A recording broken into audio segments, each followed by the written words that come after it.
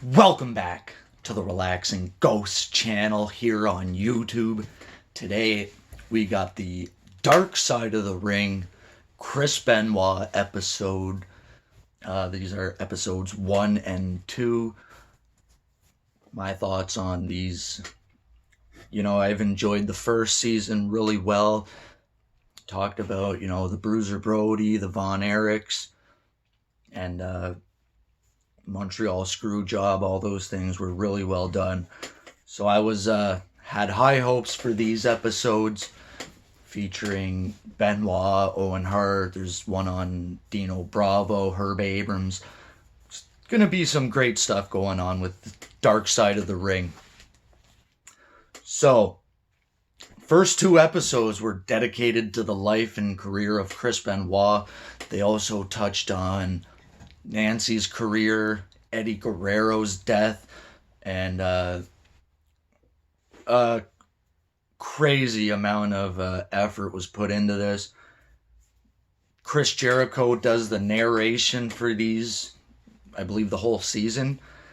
We had interviews with Jim Ross, Chavo Guerrero, Vicky Guerrero, Nancy's sister Sandra Toffolini or something like that, and David Benoit, Chris's son. And I do have a little problem with that. I'm going to get into that.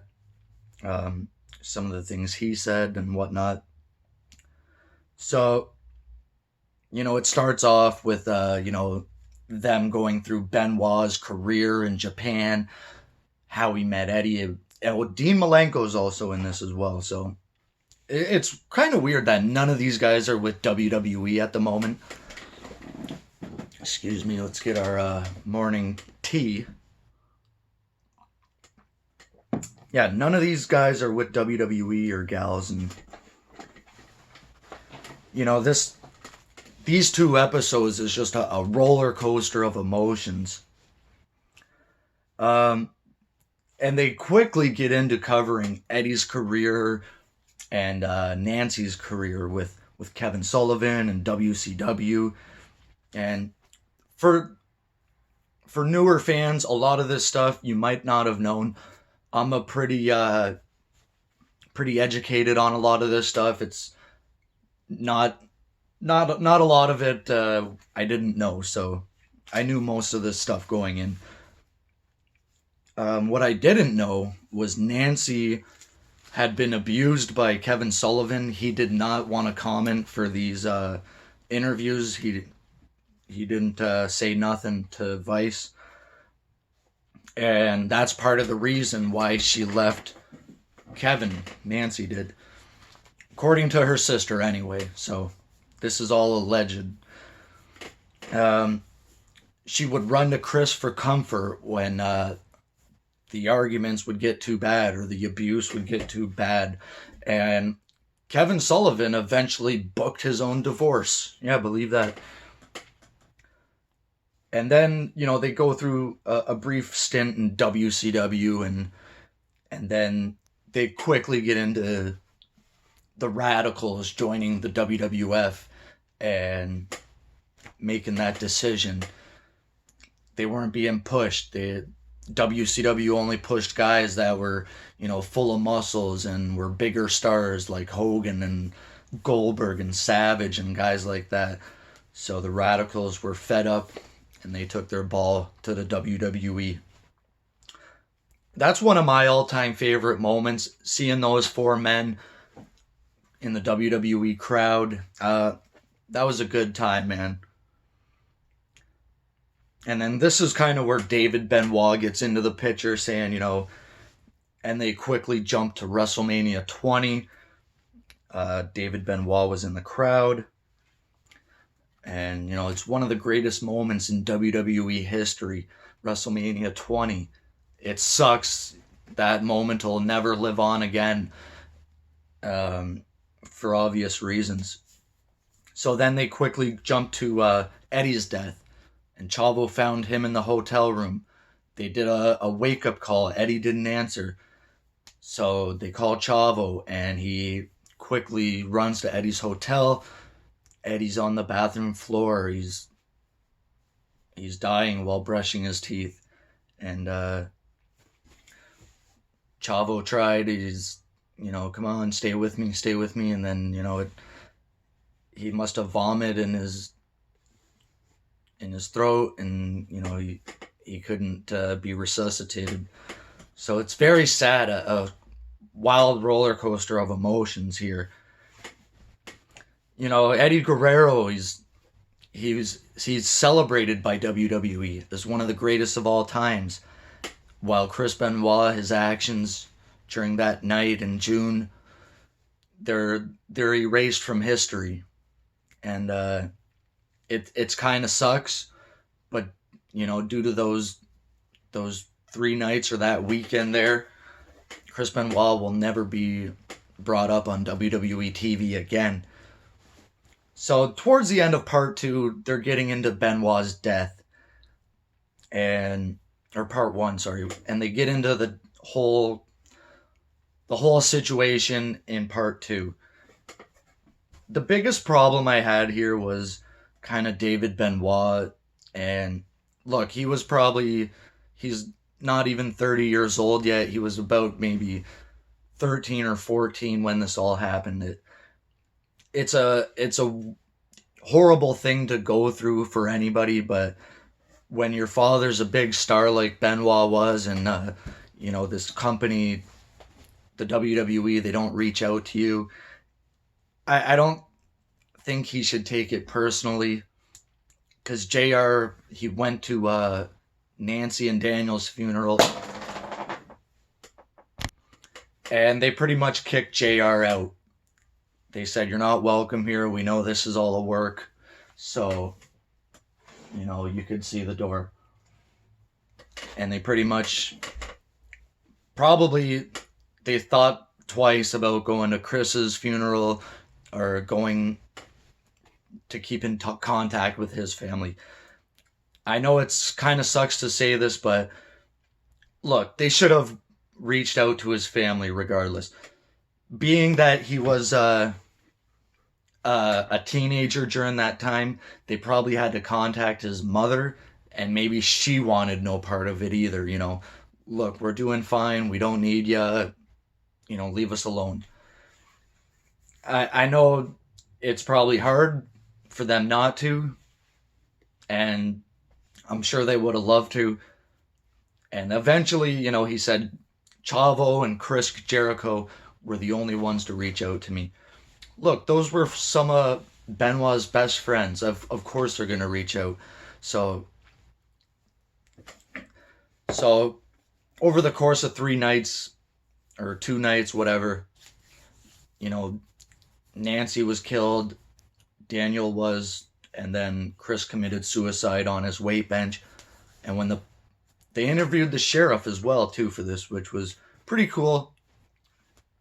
They showed some, evidence photos, which I don't think were public before, and, different pictures of the house. He said as soon as he walked in there, he already knew what happened. And they said they kind of seen him, sitting on his weight bench, and they drew their guns right away. They said, stay where you are, and his partner said, that's it. So Chavo had received some weird text messages from Benoit about the dogs and whatnot, and the dogs were in the garage or some other part of the house. It's one of the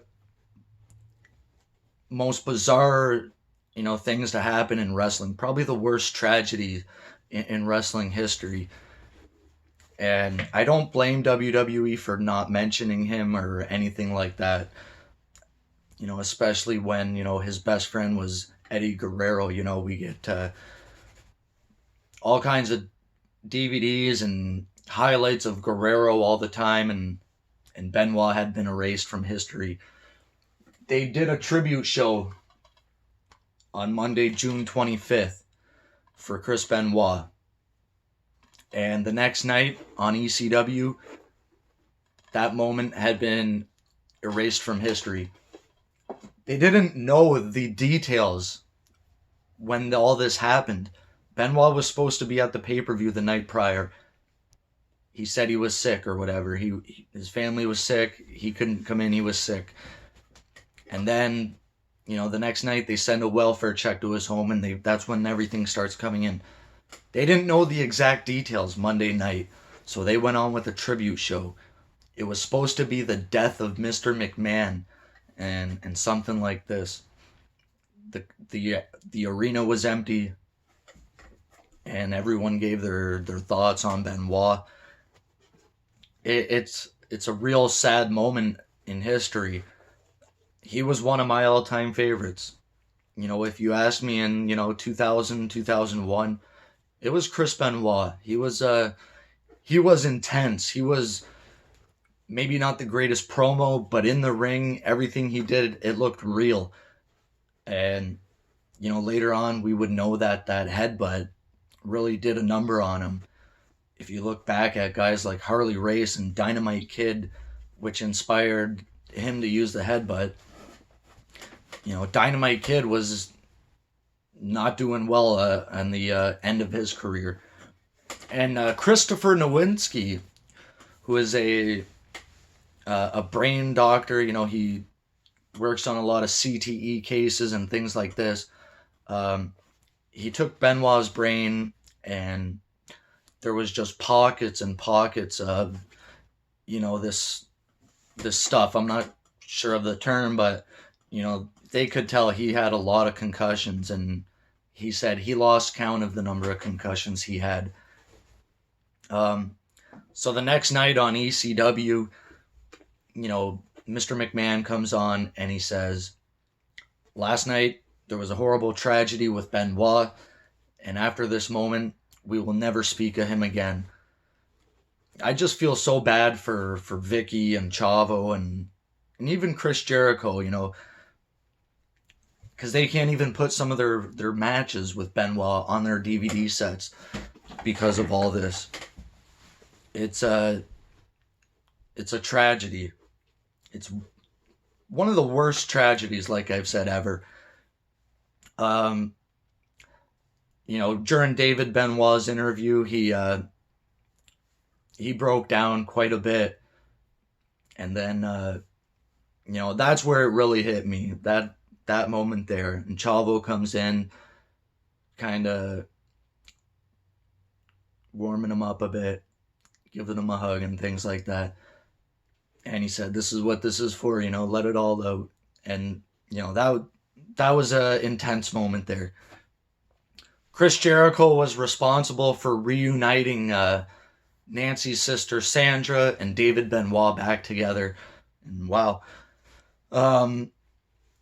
That was a hell of a moment to see. I believe they were at Double or Nothing or one of the AEW pay-per-views recently, and that was really cool. So seeing Jericho doing that and reuniting those two, they were family. They had nothing to do with what went on, and it sucks they didn't keep in contact or anything like that. But like I said, maybe it was David's mother that didn't want any contact from anybody or any help from anyone. So now he's an adult. He can go do these kind of things. He can talk to his dad's friends or his aunt. So overall, my thoughts, this thing was really well done. I had minor problems with a lot of what they said.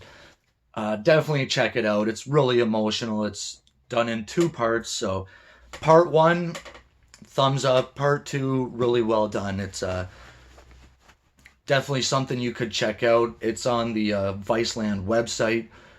I don't know. They've had location issues. So if you're not in the US, you might have issues watching it.